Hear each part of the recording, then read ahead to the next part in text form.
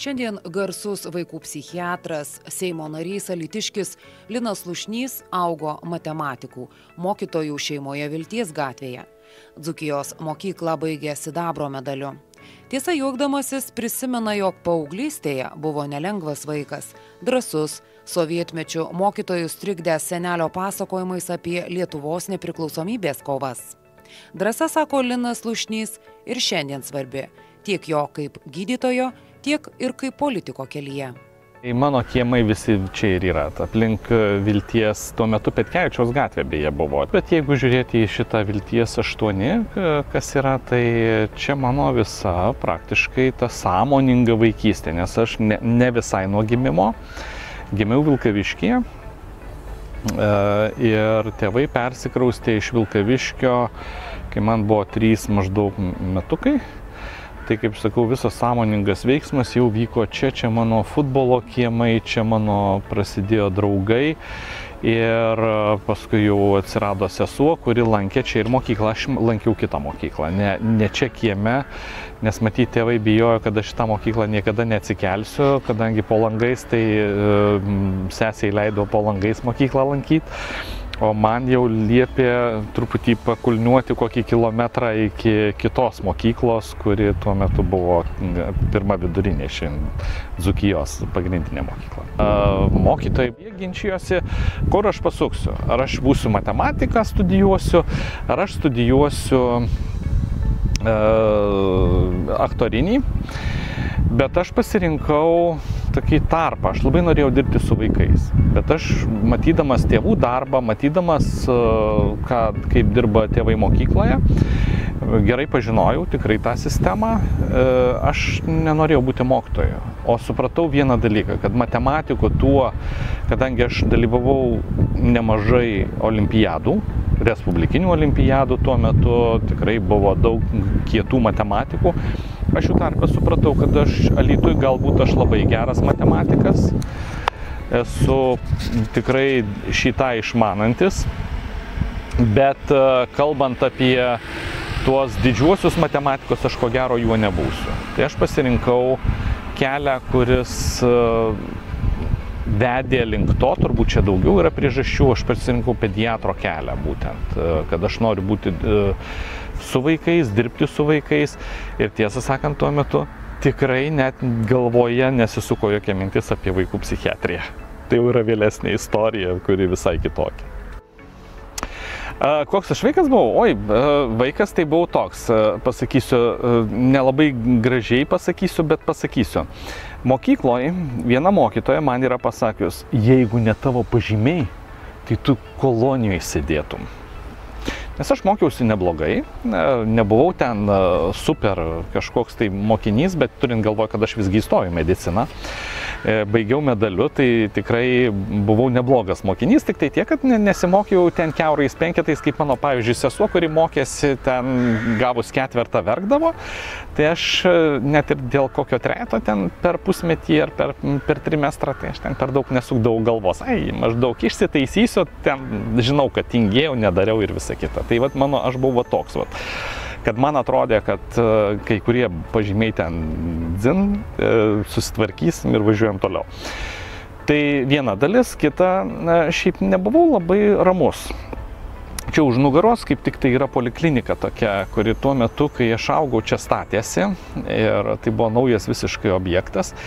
Tėvai nelabai leisdavo, aišku, ten, nes ten vyko statybos ir sakydavo ne, bet aišku, nu ką, mes su šitais kiemo draugais eidom žaist gaudymo, tas toks vaikų ir ten būdavo labai faina, bėgioji, tie laiptai kiauri visi, bet tu bėgioji ir vieną vakarą užvijo mane sargas, ne mane vieną, tiesą sakant, mūsų užvijo ten gal 3 ar 4, nu ir mes, kaip žinot, kaip zuikiai skirtingas vietas išsiskirstėm, bet paskui mane ėjo iki galo.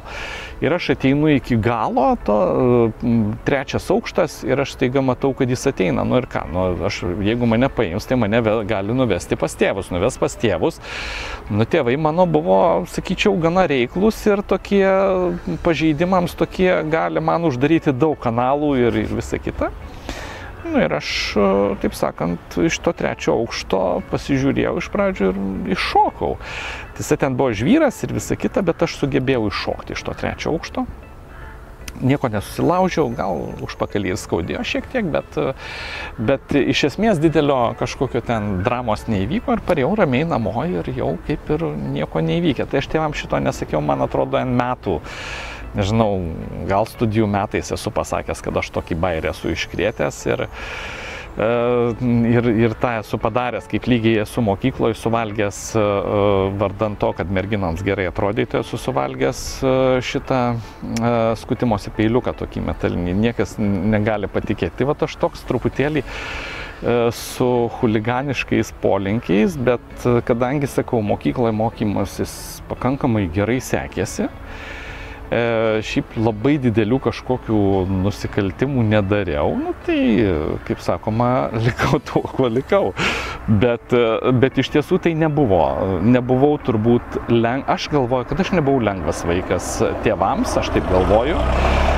Paauglystė tikrai turėjo savo kabliukų, bet galų gale manau, kad gavosi tas, kas gavosi. Aš pasirinkau ir tą vaikų psichiatro kelią, matyti nebereikalo, dėl savo galbūt tos pačios vaikystės. Ir ateityje, kaip matote, tapau ir net ir parlamentaru. Bet matyti drąsos visur reikėjo nuo vaikystės. Tai va tas parlamentaro pasirinkimas, arba tiksliau politiko kelio pasirinkimas, tai truputėlį drąsos, nes politikoje reikia turėti drąsos ir truputį turėti tokio ryžto, kad žinai, kad visą laiką geras nebūsi. Tai va čia šitas dalykas man turbūt egzistavo nuo mokyklos, kad nesukdavau galvos dėl kai kurių dalykų. Mano tėtis buvo mano auklėtojas ir matematikos mokytojas. 4 metus aš šito neatleidau jam ilgai, kad jisai paėmė auklėti klasę. Bet galbūt tai išėjo į gerą, nes aš nutariau, kad aš matematikos neklausiu jo, kad man nereikia. Ir aš todėl turbūt tą matematiką labai gerai mokėjau, nes aš niekad namuose turėjau principą neklausti, kaip reikia spręsti uždavinį. Aš galiu viską pats ir aš tą padariau. Tuo metu sovietmečiu tai buvo vienintelė mokykla šalyje, per visą Lietuvą, su sustiprinta prancūzų kalba. Ir analogiška mokykla buvo tik tai Latvijoje ir Rygoje. Analogiška. Reikia įsivaizduoti, kad čia nebuvo čia bloga mokykla ir tikrai buvo, nežinau, galbūt kas nors čia galvoja, kad tam Alytuje čia tos mokyklos kokios nors nevykę, tai šita mokykla tikrai buvo superinė ir jinai turėjo savo šarmą.